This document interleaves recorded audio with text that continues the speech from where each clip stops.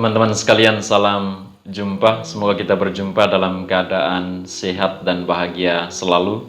Saya Patra Vensaurus VD di Ende Pulau Flores dari sukarelawan kelompok kasih insanis atau KKI yang selama ini bersama para sukarelawan sedikit menaruh kepedulian terhadap saudara-saudari kita yang menderita gangguan jiwa di wilayah Provinsi Nusa Tenggara Timur. Pada kesempatan ini teman-teman, saya sediakan kurang lebih beberapa halaman naskah untuk sedikit menjelaskan perjalanan hidup Ansel sejak dibebaskan dari pasungan pada 2013 lalu, juga sedikit menjelaskan tentang alasan-alasan kenapa Ansel kembali dipasung.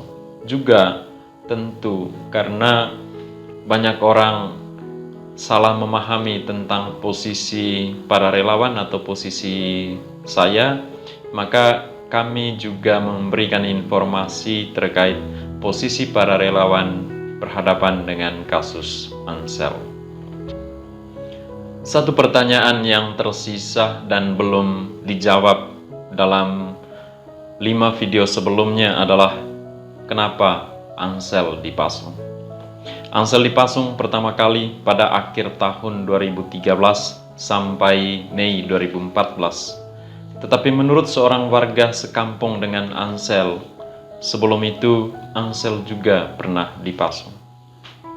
Saat saya menemukan dia pada hari Minggu, saya ingat baik, 9 Februari 2014, persis hari ini, di rumahnya di Kampung Kurumboro, Desa Tibutewa, Kecamatan Ende Timur, Kabupaten Ende, Pulau Flores, Provinsi Nusa Tenggara Timur atau NTT, Ansel dalam keadaan terpasung. Saat itu, ia sudah menjalani hidup dalam pasungan selama kurang lebih 3 bulan. Saat itu ia ditemani ayahnya yang sedang mengalami derita asma.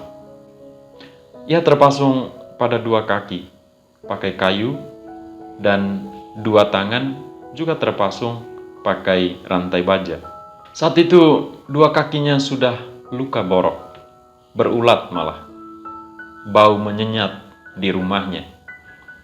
Punggungnya juga luka borok, berulat. Ia hanya berbaring lemas di kamar pasungan di rumahnya. Setiap hari ayahnya mencungkil ulat-ulat itu dengan memakai sendok. Lama-kelamaan 2 kakinya melekat pada kayu pasungan. Kayu pasungan memakan isi kakinya. Darah segar dan cairan luka terus mengalir di kayu pasungan. Usai menemui Ansel dan ayahnya pada 9 Februari 2014 itu, saya menjumpai beberapa warga di kampung itu, agar barangkali bisa kaki dan punggungnya atau pinggangnya diobati agar pulih dari luka-luka borok itu. Jawaban mereka, tidak bisa. Tidak bisa dilepaskan. Sebab Ansel telah membunuh seorang tetua adat yang adalah juga neneknya di kampung itu pada tahun 2013. Ceritanya, sebelum membunuh tetua adat, Ansel telah banyak mengancam kenyamanan, bahkan mengancam nyawa orang-orang di kampung itu.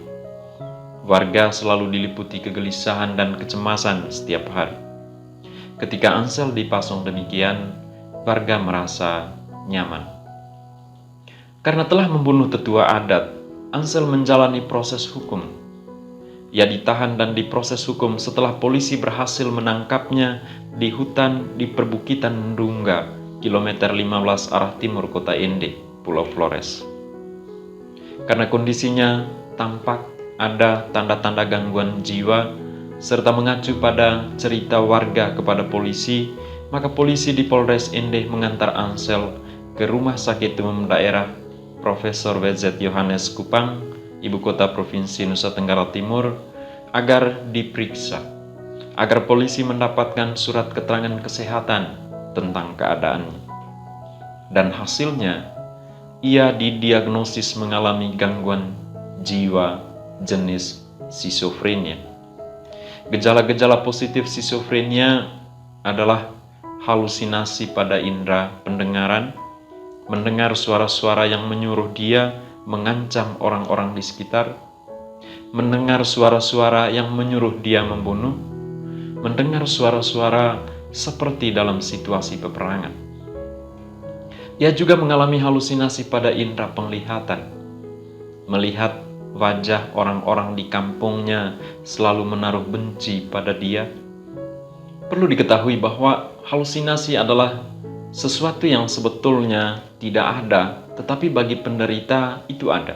Atau halusinasi adalah sesuatu yang tidak nyata, tetapi bagi penderita itu nyata. Halusinasi-halusinasi itu atau gejala-gejala positif skizofrenia tersebut menyebabkan pada mentalnya muncul gejala-gejala negatif. Misalnya, ia berperilaku agresif, selalu menebarkan teror kepada orang-orang tertentu yang wajahnya tampak selalu membenci dia. Dan dalam perjalanan, usai kembali dari Rumah Sakit Umum Daerah WZ Yohanes Kupang, proses hukumnya tidak dilanjutkan lantaran didiagnosis mengalami gangguan jiwa skizofrenia tersebut. Polisi pun mengembalikannya ke keluarganya atau ke kampungnya. Mulai saat itulah ia dipasung tahun 2013 hingga saya menemukannya tepat pada tanggal hari ini, 9 Februari 2014, dalam kondisi 2 kaki luka borok dalam lubang kayu pasungan, 2 tangan dirantai, punggung juga luka borok. Setelah saya menemukan dia dan setelah bertemu ayahnya dan berbicara dengan beberapa warga di kampung itu, dan setelah menemukan jalan buntu pengobatan atas kaki dan punggungnya, setiap hari saya pergi ke kampung itu untuk membawa makanan dan minuman. Ya, makanan dan minuman ala kadarnya, untuk memberikan kekuatan kepadanya agar kuat dalam menjalani derita pasungan, serta untuk meneguhkan ayahnya yang saat itu menderita asma. Saat itu, teman-teman, layanan kesehatan jiwa di puskesmas belum ada seperti sekarang ini. Saya merasa bahwa kunjungan dan memberikan kekuatan serta sedikit doa itu sama sekali tidaklah cukup. Maka saya berniat untuk menemui kepala daerah atau Bupati Ende saat itu, Bapak Marcel Petu almarhum, dan Uskup Agung Ende, Monsignor Vincent Sensi Potokota. Satu saja harapan saya kepada mereka berdua, pemimpin politik di daerah ini dan pemimpin gereja lokal di wilayah ini bisa melakukan sesuatu untuk rakyatnya, bisa melakukan sesuatu untuk umatnya yang sedang terpasung atau warga Kurumboro yang satu ini. Sebelum menemui mereka berdua, saya mencetak beberapa lembar foto kondisi Ansel untuk saya berikan kepada dua pemimpin ini. Dan ketika menemui mereka, misalnya Bupati Marcel bilang, "Aduh, Pater, rakyat saya ini mesti saya tolong segera." Atau Uskup Sensi katakan, "Ini umat saya, harus ditolong segera." Pertemuan dengan dua pemimpin ini seingat saya terjadi sekitar Maret 2014. Dengan perjuangan yang panjang, akhirnya atas perintah Bupati Ende, beberapa petugas dari Pemda Ende dan aparat keamanan melepaskan Ansel dari pasungan dan dirawat di Rumah Sakit Umum Daerah Ende selama kurang lebih 5 bulan, Mei sampai Oktober 2014. Ansel dilepaskan dari pasungan seingat saya pada tanggal 16 Mei 2014. Namun pelepasan Ansel dari pasungan, atau lebih tepatnya evakuasi, bukanlah tanpa syarat. Ada syaratnya. Ada beberapa syarat, tetapi intinya Ansel tidak boleh kembali ke kampungnya. Jika kembali ke kampungnya, maka Pemda harus membangun kerangkeng besi untuk dia. Syarat dalam bentuk surat pernyataan ini dibuat bersama pihak Pemda sebagai penanggung jawab atas hidup Ansel yang adalah seorang rakyat yang menderita gangguan jiwa. Di Rumah Sakit Umum Daerah Ende yang menjaga dia selama 5 bulan perawatan adalah ayahnya. Ya, dibantu oleh saya dan relawan, bukan relawan kelompok kasih insanis, melainkan relawan dari komunitas sastra rakyat Ende atau lebih dikenal komunitas SARE. Setiap hari setelah kerja atau setelah kuliah, pada sore hari hingga tengah malam, kami menemani dia juga bersama ayahnya di rumah sakit.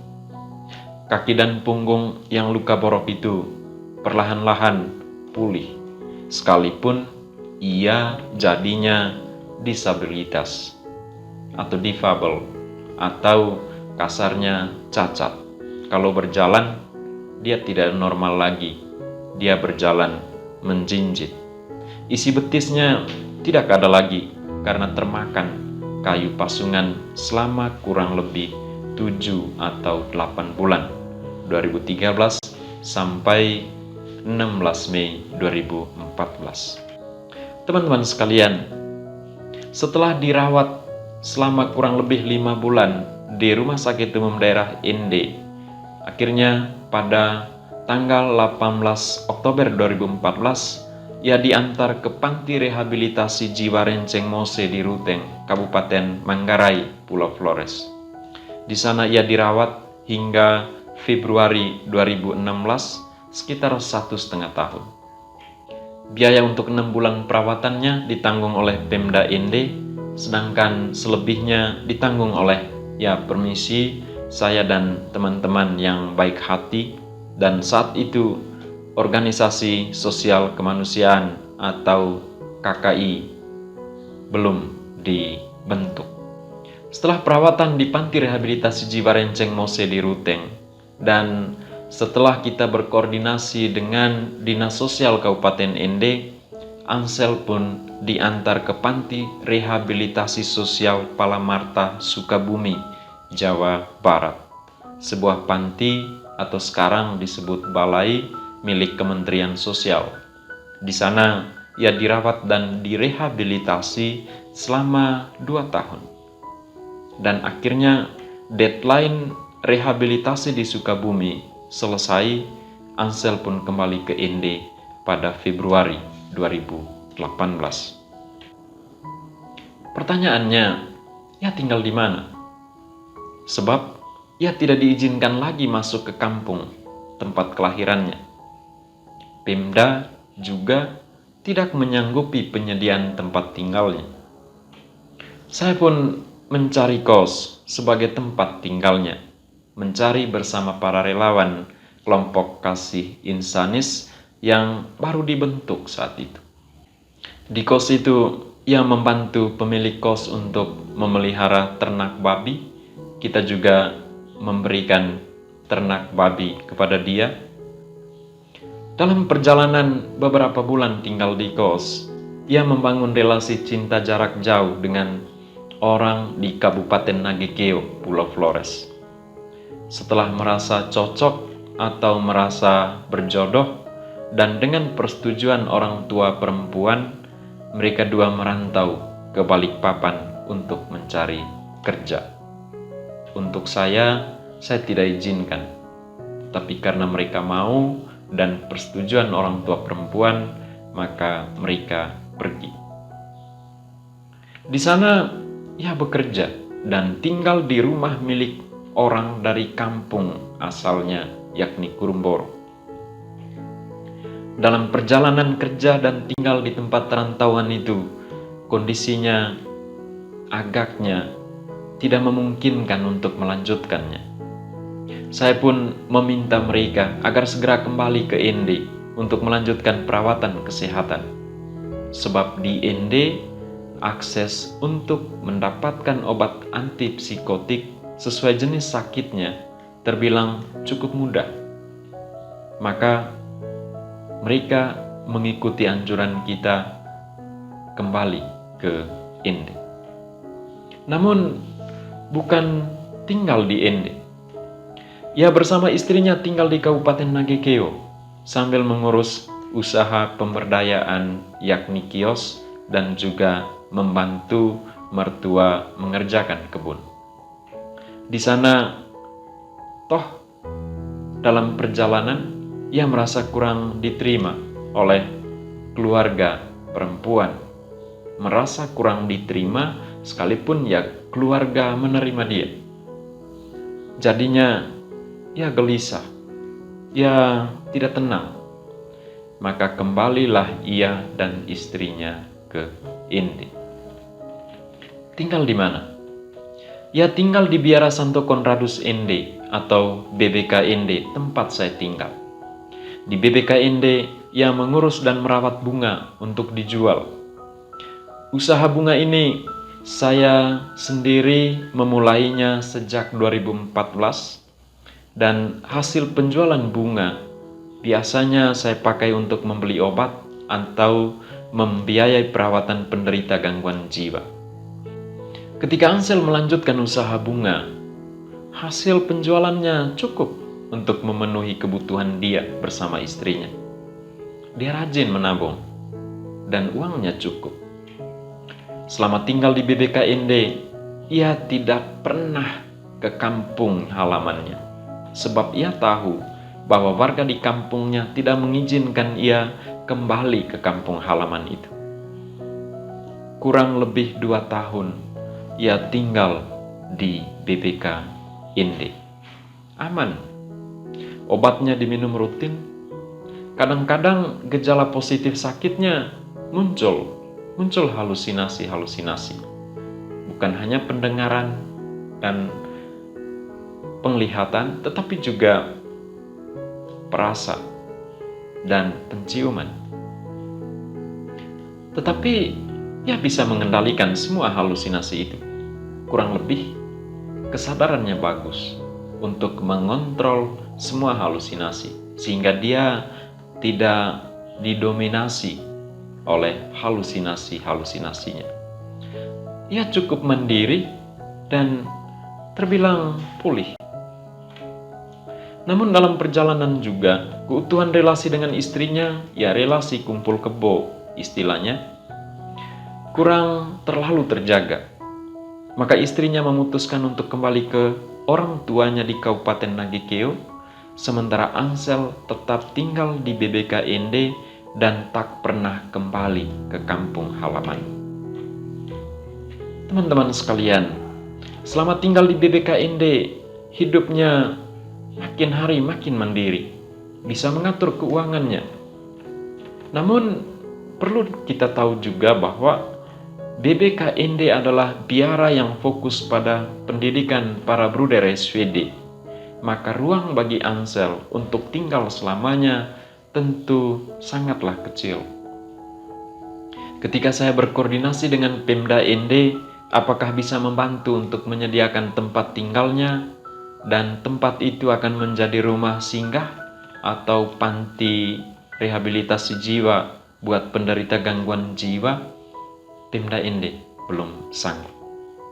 Dan karena hidupnya makin mandiri, bisa mengatur keuangannya, maka pada waktunya ia pun harus tinggal di kos. Dengan uang tabungan hasil penjualan bunga, ia pun membeli sepeda motor agar bisa bekerja sebagai ojek. Namun pandemi COVID-19 menghambat usaha ini. Maka ia pun bergabung dengan teman-temannya untuk mengerjakan proyek tembok penahan abrasi di wilayah utara Ende, serta menjalankan usaha menjual minuman saset di pasar Bolowona. Selama berada di kos dan bekerja seperti itu, ia kurang rutin minum obat. Itu kekurangan dia. Maka sekitar Juni atau Juli 2020, ia kambuh. Ia pergi ke kampung saudarinya dan membuat ketidaknyamanan di sana. Lalu polisi mengamankannya. Kita selalu berkoordinasi dengan Pemda tentang keadaan ini, dan pihak Puskesmas Rewarangga juga memberikan layanan medis terhadap dia. Saat itu Ia diamankan di balai latihan kerja di kompleks kantor Transnaker Ende. Lokasi itu sesungguhnya adalah tempat karantina terpusat untuk pelaku perjalanan terkait COVID-19. Rupanya, selama di BLK, ia diperlakukan seperti pelaku perjalanan terkait COVID-19.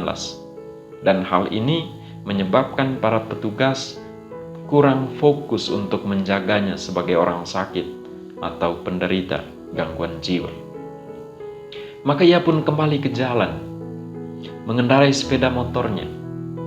Dan soal keadaan ini kita infokan kepada Pemda agar sebaiknya dia tinggal di mana.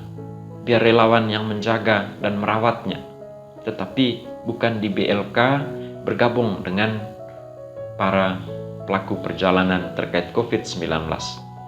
Hasilnya, Pemda katakan tidak ada tempat untuk dia. Suatu hari sebelum pertengahan Agustus 2020, kita meminta Pemda agar membantu mengantarnya ke Panti Rehabilitasi Jiwa Renceng Mose di Ruteng, Kabupaten Manggarai. Soal biaya perawatan saat itu kita katakan dengan jujur, kalau Pemda tidak memiliki anggaran legal untuk biaya perawatan, KKI bisa membantu. Dan Bupati Ende katakan saat itu, Pemda siap mengantar, Pater. Ada banyak mobil. Saat itu, Ansel tidur di rumah warga di kilometer 9, arah timur kota Ende. Kondisinya lemas setelah dihajar oleh warga yang saya sendiri tidak kenal. Dan karena Pemda tidak siap mengantar, maka saya dan relawan KKI mengantarnya ke Ruteng, tepat pada 12 Agustus 2020. Bersamaan dengan Ansel saat itu, kami juga mengantar seorang pasien lain dari Kampung Aibai, Kelurahan Kota Ratu, Kecamatan Ende Utara, Kabupaten Ende. Selama perawatan di panti, menurut para pengelola panti atau pemimpin panti, keadaan Ansel makin baik. Pada pertengahan Desember 2020, ia meminta kepada pemimpin panti agar mengizinkannya untuk berlibur ke kampung halamannya. Namun karena pemimpin panti sedang berada di luar panti saat itu, mengikuti retret kegiatan rohani, maka pemimpin panti menjawab, "Sabar dulu sampai saya kembali ke panti." Rupanya Ansel tidak sabar untuk segera berlibur di kampung halamannya, sekalipun ia tahu bahwa warga kampungnya tidak mengizinkan ia kembali ke kampung. Ia pun keluar dari panti tanpa pamit, tanpa diketahui oleh siapapun. Pengelola dan pemimpin panti mencarinya di kota Ruteng selama beberapa hari, tetapi tidak menemukannya. Ketika kabar itu saya dengar, saya segera mengecek di pangkalan travel Dindau, arah barat kota Ende, tetapi tidak menemukannya. Para sopir juga tidak mengenalnya. 2 hari kemudian, seorang warga di kampung Kurumboro mengabarkan kepada saya bahwa Ansel berada di kampung halamannya. Seturut tuturan warga tersebut, warga di kampung itu dalam keadaan cemas dan gelisah dengan kehadiran atau kedatangan Ansel. Kurang lebih, warga kurang merasa nyaman. Ketika itu, saya langsung menginformasikannya kepada pihak panti soal keberadaan Ansel. Selain itu, saya juga langsung menghubungi Bupati Ende agar membantu mengantar kembali Ansel ke panti, sebab pihak panti sedang mencari dan menunggu. Bupati Ende katakan, siap, seperti persis jawaban-jawaban sebelumnya. Saat itu, saya sudah dalam perjalanan ke Pulau Solor untuk merayakan Natal bersama umat di sana. Pulau Solor itu ada di Kabupaten Flores Timur. Sekaligus kita ke sana untuk memberikan edukasi kesehatan jiwa dan mendatangkan penderita gangguan jiwa yang kita temukan di sana. Ketika saya kembali ke Ende pada akhir Desember 2020 atau awal Januari 2021, dikabarkan bahwa Ansel masih di kampungnya. Ia merayakan Natal dan Tahun Baru bersama warga di sana. Saat itu, ia dalam kondisi stabil. Kurang lebih, warga menerimanya sekalipun tetap ada kecemasan, tetap ada antisipasi kalau ia kambuh seperti tahun 2013 itu. Sementara itu teman-teman, dari pihak panti saat itu ada kabar baru bahwa panti baru siap menerima pasien pada 10 Januari ke atas tahun 2021. Karena warga terus cemas dan waspada serta terus menghubungi saya agar segera mengeluarkan Ansel dari kampungnya, maka saya kembali berkoordinasi dengan Bupati ND agar segera membawa Ansel keluar dari kampung itu untuk mengamankannya di gedung yang selama ini tidak terpakai. Gedung Pemda maksud saya. Sementara relawan siap menjaga dan terus merawat sambil menunggu panti siap menerima pasien. Bupati ND katakan siap, tetapi Pemda tidak kunjung mengeluarkan Ansel dari kampung. Menurut cerita puskesmas, Ansel dalam keadaan baik-baik saja. Ia bergaul baik dengan sesama warga kampung. Ia ke kebun untuk pilih kemiri dan lain-lain. Namun kita memang menganjurkan agar ia tetap diberikan obat supaya kondisinya stabil, tetap terjaga sambil menunggu kembali ke panti. Namun itu tidak dilakukan. Keadaan Ansel mulai kambuh. Ia bicara sendiri dan mengancam kenyamanan hidup warga di kampungnya. Saya dan para relawan ingin mengeluarkan Ansel dari kampung itu, bersedia sukarela untuk menjaga dan merawatnya, tetapi kita tidak memiliki gedung untuk mengamankannya. Pemda juga belum siapkan gedung. Kepada warga yang menginformasikan tentang keadaan Ansel, saya meminta agar Kepala Desa segera menemui Camat ND Timur. Kepala Desa segera menemui Dinas Sosial, bahkan pihak kepolisian, agar Ansel segera diamankan. Namun pihak-pihak ini tidak merespons aspirasi dari Kepala Desa yang adalah perwakilan aspirasi dan kecemasan warga di kampung itu. Pada 19 Januari 2021, kecemasan warga makin meningkat. Ulah Ansel makin menjadi-jadi. Jadinya, kampung itu makin tidak aman. Ketika saya berkoordinasi dengan Bupati ND, Pemda baru memberikan respons, baru siap mengantar Ansel ke panti. Namun, saat itu kondisi COVID-19 di Kabupaten Manggarai sedang meningkat. Pihak panti pun belum siap menerima pasien sampai waktu yang tidak pasti.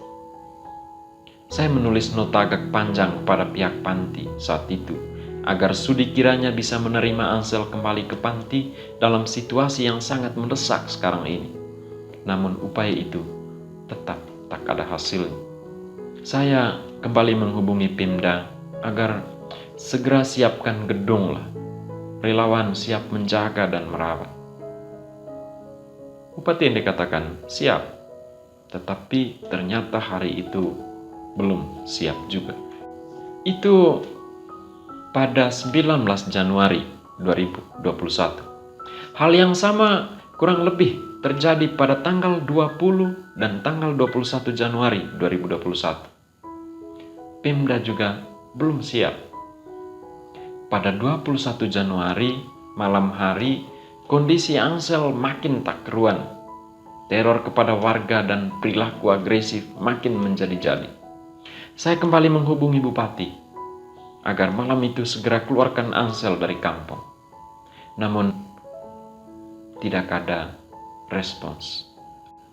Akhirnya, malam itu warga memasung Ansel dengan kondisi seperti dalam video-video yang sudah kita publikasikan di channel ini sebelumnya. Saya dikabarkan oleh warga terkait pemasungan itu. Besok harinya, Camat ND Timur mendatangi saya di BPK ND, tempat saya tinggal, tetapi saya tidak meresponsnya. Menurut cerita teman, Camat datang untuk menginformasikan bahwa Ansel sudah dipasung oleh warga, dipasung untuk sementara. Untuk apa melapor kepada saya? Saya bukan bupati, saya bukan keluarganya Ansel. Saya hanya relawan yang selama ini sedikit memperhatikan Ansel karena memang tidak ada orang yang memperhatikannya. Sebab untuk saya, negara wajib secara moral politik untuk memperhatikan orang sakit, yang telantar, yang miskin, dan yatim piatu.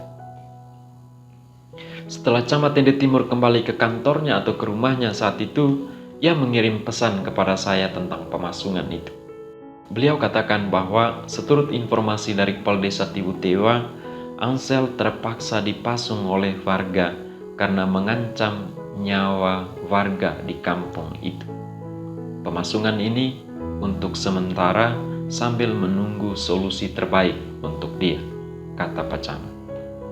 Karena Camat bilang bahwa itu pemasungan sementara, maka saya setuju pemasungan tersebut, sekalipun belum tahu kondisi pasungnya seperti apa di sana. Maka saya pun kembali bersemangat untuk mendesak Bupati Ende agar Bapak segera sediakan gedung dan relawan siap menjaga dan merawat. Setelah Ansel terpasung 2 hari, asisten 1 Setda Ende menghubungi saya bahwa Pemda sudah siapkan gedung. Saat itu saya sedang berada di Batu Mite, pedalaman Ende, untuk merayakan Ekaristi hari Minggu di sana. Saya pun menginformasikan kepada teman-teman soal berita ini, bahwa Pemda sediakan gedung letaknya di puncak Jalan Sudirman, Kota Ende. Dinsos sudah membersihkan gedung itu yang selama ini dalam kondisi tak terpakai, dan Dinsos juga meninggalkan kunci di gedung itu. Dinsos juga menyediakan 1 tempat tidur dan peralatan makan. Selebihnya tentu kita relawan siapkan. Dari Batu Mite besoknya saya ke gedung itu. Saya dan relawan pun sudah siap untuk mengatur beberapa hal dalam gedung itu. Misalnya berpikir untuk memasang beton trali pada jendela dan pintu, serta berpikir untuk menyediakan tempat tidur yang kurang lebih aman buat penderita gangguan jiwa yang agresif. Bahkan berpikir untuk menyediakan tali agar ketika pasien sangat agresif dan tak terkendalikan, selain obat, kita bisa mengikatnya untuk sementara agar aman. Ya, agar obat bisa bekerja dengan baik pada tubuhnya, agar kondisinya segera stabil. Bukan hanya soal Ansel, melainkan ada banyak penderita gangguan jiwa, terutama laki-laki yang sakitnya memiliki gejala-gejala negatif, agresif, destruktif. Gedung itu rasanya cocok untuk hal itu, menurut kami relawan. Namun apa yang terjadi? Pada 26 Januari 2021, ketika relawan dan pihak puskesmas mengunjungi Ansel untuk memberikan pengobatan, ya bahkan saat itu bersama pihak kepolisian dan asisten 1 dalam rencana, juga Camat Ende Timur dan juga saya, untuk mengeluarkan Ansel dari kampung itu. Ternyata pemasungan itu bukan untuk sementara, sebagaimana diinformasikan sebelumnya kepada saya oleh Camat Ende Timur berdasarkan informasi dari Kepala Desa Tibutewa. Catatan, ya, dalam rapat koordinasi dengan pihak Polres Ende, saya juga sampaikan ini. Pemasungan itu ternyata bermaksud permanen. Di rumahnya, pasung 1 kaki kanan, 2 tangan diikat ke belakang atau punggung dengan memakai tali nilon, lilitan. Pada kakinya ada luka sayatan benda tajam. Pangkal paha bagian luar dekat pinggang ada luka besar. Ada juga luka pada ketiak, serta tidak makan dan tidak minum sejak terpasung 21 Januari malam. Kondisinya sangat lemah. Ia dalam keadaan telanjang. WC besar dan WC kecil menyatu dan menggenang di tempat pemasungan. Relawan ingin membersihkan tempat pasungan, tetapi warga tidak izin, tidak memberikan air. Relawan dan perawat hanya memberikan seketul roti dan air kemasan. Perawatan medis pun tidak bisa dilakukan karena kondisinya tidak memungkinkan. Gedung yang tadi Pemda sudah siapkan jadinya tidak ada manfaatnya. Pemda terlambat siapkan gedung dan membiarkan kondisi kekambuhan Ansel mengancam kenyamanan dan nyawa warga di sana. Teman-teman sekalian, dalam apa yang saya ceritakan ini, tampaknya saya sangat getol mendesak Pemda ND agar mengeluarkan Ansel dari kampungnya, baik pada saat sebelum pasung maupun saat mulai pasung. Saya dan relawan siap membantu menjaga dan merawatnya. Kenapa mendesak seperti itu?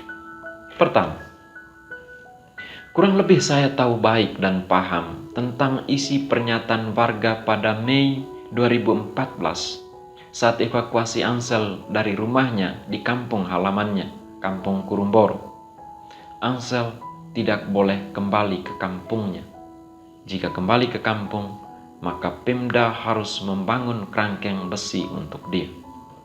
Sekalipun pernyataan ini sebenarnya mesti didiskusikan lebih lanjut karena mengandung ancaman pembuatan kerangkeng pada manusia seperti binatang, tetapi kurang lebih saya patuh terhadap pernyataan itu. Karena itu, ketika Ansel tinggal bersama saya di BBKND dan saat-saat awal tinggal di kos, saya tidak izinkan dia kembali ke kampung itu, sebab konsekuensinya besar, berat, dan rumit. Ya, sekalipun pernyataan itu bukan dengan saya atau bukan dengan relawan KKI, apalagi relawan KKI atau KKI belum dibentuk saat itu. Pernyataan itu antara masyarakat di sana dengan Pemda ND. Karena itu pula, saat saya dengar bahwa Ansel pergi tanpa pamit dari Panti Renceng Mose di Ruteng, Kabupaten Manggarai, dan ia langsung ke kampungnya, saya khawatir akan ada pemasungan seperti dahulu 2013. Maka segera saya hubungi Bupati ND agar apa? Segera mengeluarkan Ansel dari kampung itu dan mengantarnya kembali ke panti, atau segera pihak puskesmas memberikan layanan kesehatan kepadanya agar tidak putus obat, atau segera sediakan gedung milik Pemda yang selama ini tidak terpakai agar Ansel bisa tinggal, kita bisa jaga, dan dia bisa dirawat. Namun ini tidak dilakukan sebab relawan KKI tidak memiliki tempat untuk menampung dia. Itu kekurangan besar kita. Kita hanyalah relawan. Ketiadaan tempat rehabilitasi jiwa, kekurangan terbesar, dan mungkin memang untuk kami tidak akan membangun namanya panti rehabilitasi jiwa itu atau rumah singgah itu ya untuk penderita gangguan jiwa. Kita melakukan kerelawanan ini, kepedulian ini dalam rangka edukasi dan advokasi. Ya, kami memohon maaf untuk kekurangan ini. Andaikan ada panti atau andaikan Pemda sediakan tempat pada waktu itu, maka relawan pasti sudah merawatnya agar kembali pulih seperti dahulu. Saat awal masuk kampung, Ansel memang kurang lebih dalam kondisi stabil. Warga juga kurang lebih menerima dia. Sebenarnya, ya, ini suatu awal yang baik buat Ansel dan buat warga di sana. Agar keadaan baik ini tetap terjaga, itulah maksud saya mendesak Bupati ND atau Pemda ND. Dan desakan kepada Pemda ND didasari oleh ingatan akan pernyataan dahulu itu, bahwa Pemda mesti taat pada pernyataan itu. Namun, ini tidak dipatuhi. Yang kedua, kenapa saya mendesak Pemda ND untuk mengeluarkan Ansel dan menyediakan tempat untuk penampungannya? Karena yang memiliki otoritas tertinggi di wilayah kabupaten ini berada pada Pemda. Dan yang bertanggung jawab paling utama terhadap pencegahan pemasungan dan pengendalian warga gangguan jiwa berada pada Pemda. Relawan hanya membantu pemerintah untuk realisasikan tanggung jawab yang besar ini dan untuk menyampaikan kegelisahan sesama manusia, baik kegelisahan warga Kurumboro maupun keadaan ketidakstabilan Ansel terkait sakit. Alasan yang ketiga adalah desakan kepada Pemda yang di dalamnya ada aneka instrumen untuk pencegahan pemasungan dan pengendalian gangguan jiwa. Para relawan lakukan ini agar Ansel segera dirawat dan segera stabil, agar warga tidak terus tinggal dalam ketidaknyamanan dan terancam, agar pada akhirnya warga tidak menempuh jalannya sendiri, semisal jalan pemasungan sadis itu. Maka ketika terjadi pemasungan sadis seperti ini, persoalan untuk mencari solusinya pun menjadi sangat rumit dan berat. Kami melakukan desakan terhadap Pemda. Alasan keempat, sebab kami relawan belum lelah untuk mengurus Ansel. Kami belum kalah untuk melanjutkan perjuangan merawat penderita gangguan jiwa. Bukan hanya untuk Ansel, melainkan ada banyak lagi penderita lainnya di Kabupaten Ende yang kini jumlahnya sudah 1000-an pasien. Para relawan siap mengabdi semampu kami untuk penderita gangguan jiwa di Kabupaten Ende khususnya dan Provinsi NTT umumnya, memberikan tenaga atau energi, memberikan isi saku, memberikan waktu, memberikan gagasan dan lain-lain. Namun kami tidak boleh dibiarkan sendirian.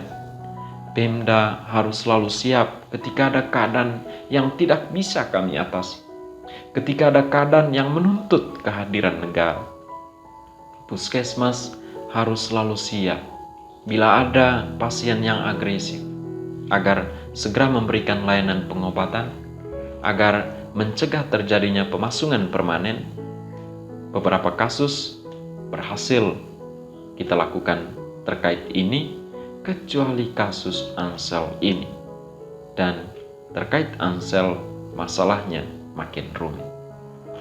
Teman-teman sekalian, pada dasarnya kami relawan setuju pemasungan terhadap penderita gangguan jiwa di tengah pelbagai kekurangan layanan kesehatan jiwa di daerah ini. Kekurangan layanan itu bukan hanya di Ende, melainkan pada semua kabupaten atau kota di Provinsi Nusa Tenggara Timur. 22 kabupaten. Misalnya, di rumah sakit umum kita belum memiliki poli jiwa. Kita belum memiliki ruang rawat inap jiwa. Kita belum memiliki panti rehabilitasi jiwa. Kita belum memiliki rumah singgah penderita gangguan jiwa yang agresif, khususnya laki-laki. Layanan kesehatan jiwa di puskesmas juga kita akui belum terlalu maksimal. Belum ada dokter jiwa. Dalam keadaan seperti ini, pasien yang agresif, yang tak terkendalikan, bisa dikendalikan dengan cara pemasungan, sekalipun pemasungan itu dilarang dalam Undang-Undang Nomor 18 Tahun 2014 tentang Kesehatan Jiwa. Apa boleh buat, keadaan menuntut kita untuk melakukan pemasungan. Sebab bila tidak dipasung, maka pasti akan menimbulkan kerugian yang lebih besar pada keluarga dan masyarakat. Namun teman-teman, sekalipun setuju terhadap pemasungan, kita menganjurkan jenis pemasungan yang tidak justru menyebabkan penderita itu bertambah deritanya. Misalnya pasung pakai tali atau selendang, kita lakukan itu. Pasung kaki saja atau tangan saja atau kaki tangan sekaligus. Dan pasung temporal, pasung untuk sementara, bukan permanen. Setelah tindakan pemasungan, kita harus mengakses fasilitas kesehatan tingkat dasar milik pemerintah, misalnya puskesmas, agar layanan kesehatan jiwa segera didapatkan oleh pasien. Jika puskesmas belum menyediakan layanan kesehatan jiwa, atau jika puskesmas sedang kekosongan obat misalnya, maka relawan bisa membantu agar pasien mengakses obat pada dokter relawan.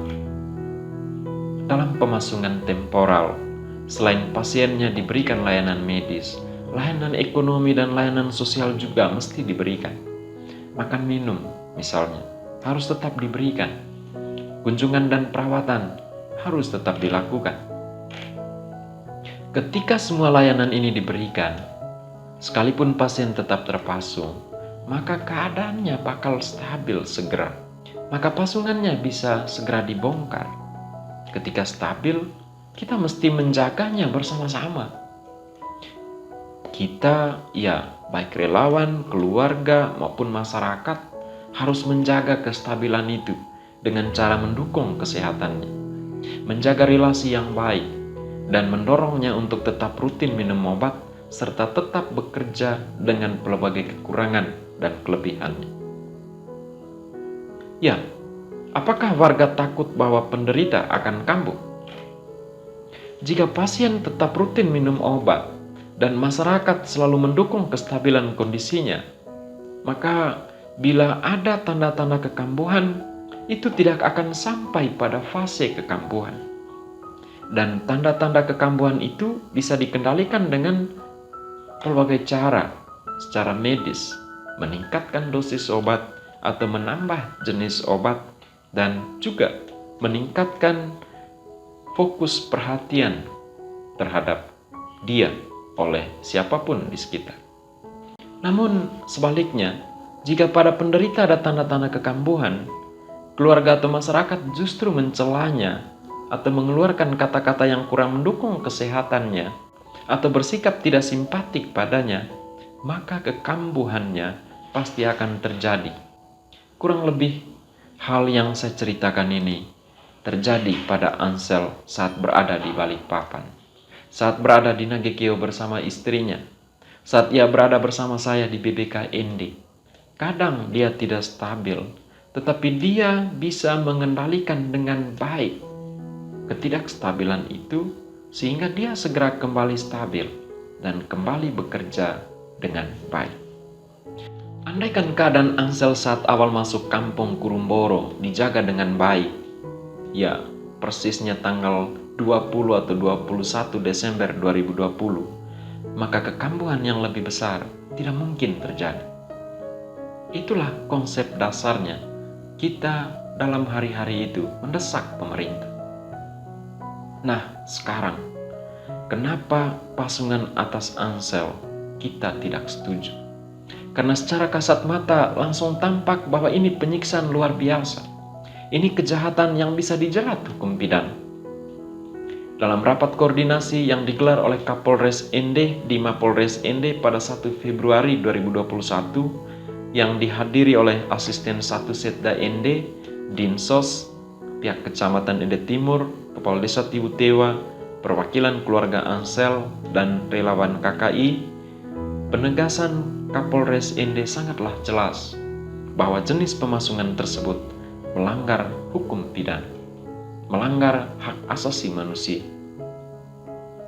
Kalau Pemda dan Polres tidak segera mengambil sikap penyelamatan, maka bisa sekali Komisi Nasional Hak Asasi Manusia atau Komnas HAM bisa turun ke lapangan untuk melakukan investigasi, dan pasti akan berujung proses hukum pidana. Supaya tidak sampai ke proses itu, maka para pihak bersepakat untuk melakukan pasung aman sebagaimana saya sudah jelaskan pada video-video sebelumnya. Dalam rapat koordinasi tersebut disepakati bahwa Pemda yakni Dinsos dalam kerjasama dengan pihak gereja akan melakukan trauma healing kepada warga serta memberikan edukasi kesehatan jiwa kepada warga agar trauma mereka lekas teratasi dan pandangan warga tentang gangguan jiwa serta sikap warga terhadap penderita gangguan jiwa bisa sesuai dengan apa yang pihak profesional kesehatan harapkan, semisal petugas di puskesmas. Kerjasama pelbagai pihak untuk mengatasi pemasungan, mencegah atau mengendalikan pemasungan memang harus dilakukan. Memperhatikan penderita gangguan jiwa sekaligus memperhatikan keluarganya, dan dalam konteks Ansel memperhatikan secara kolektif warga kampung di sana. Teman-teman sekalian, kiranya dengan informasi dan penjelasan yang kurang lebih cukup panjang ini, kami bukanlah pahlawan kesiangan sebagaimana dikatakan oleh warga di sana. Semampunya kami telah menyentuh Ansel dan akan terus menyentuhnya demi perbaikan kondisinya kalau Tuhan mengizinkan dia tetap hidup, sebab keadaannya sekarang lemah dan sangat pesimistis untuk saya dia bertahan lama. Namun perlu diketahui bahwa kami bekerja secara sukarela, bukan terutama untuk memelihara pasien satu persatu, melainkan para sukarelawan bekerja dalam kerangka advokasi dan edukasi agar stigma tentang gangguan jiwa bisa dibongkar, agar diskriminasi dan pemasungan bisa dikendalikan, agar layanan kesehatan jiwa bisa disediakan dengan maksimal. Karena itu, bila ada pandangan dan perilaku masyarakat yang justru mempertebal stigma dan diskriminasi, maka kami diwajibkan secara moral sosial untuk mengoreksinya. Bila pemerintah lambat dalam memberikan layanan kepada rakyatnya yang menderita gangguan jiwa, maka kami diwajibkan secara moral sosial untuk mendesaknya. Semuanya itu dilakukan demi kemajuan peradaban kita, demi kemajuan wilayah kita, bukan atas dasar benci, bukan atas dasar sakit hati atau kepentingan individu, semata-mata demi kepentingan sosial, demi kepentingan hidup kita bersama. Mari teman-teman, kita terus berjalan maju bersama-sama untuk menjaga kemanusiaan, terutama kemanusiaan pada penderita gangguan jiwa, kemanusiaan pada orang-orang yang terkena akibat dari perilaku agresif dan destruktif dari saudara-saudari kita yang menderita gangguan jiwa. Teman-teman sekalian, sekian informasi dan penjelasan kami, para sukarelawan kelompok kasih insanis. Semoga bermanfaat untuk memahami kondisi Ansel dan untuk memahami posisi kami dalam kasus ini. Tentang kondisi Ansel sejauh ini pada 9 Februari 2021, kita memang menghendaki dia harus dievakuasi. Jika tidak dievakuasi, maka kami sangat pesimistis dia bertahan beberapa hari ke depan, apalagi hitungan minggu, apalagi bulan. Semoga dalam keadaan seperti sekarang ini dia makin baik. Kita terus mendoakan teman-teman, mendoakan Ansel, mendoakan warga di sana, mendoakan Pemda, mendoakan pihak keamanan, mendoakan para sukarelawan. Salam sehat jiwa teman-teman, salam belum kalah.